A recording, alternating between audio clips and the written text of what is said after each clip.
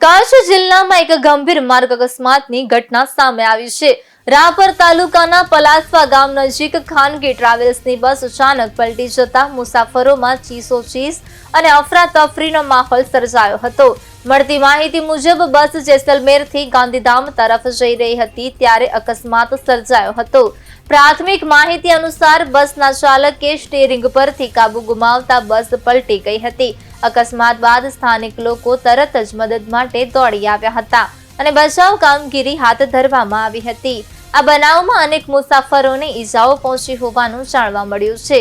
ઈજાગ્રસ્તોને તાત્કાલિક સારવાર માટે ભુજની જીકે જનરલ હોસ્પિટલ ખાતે ખસેડવામાં આવ્યા છે। અકસ્માતની જાણ થતાં પોલીસ અને તંત્રની ટીમ પણ ઘટના સ્થળે પહોંચી હતી અને આગળની કાર્યવાહી હાથ ધરી છે।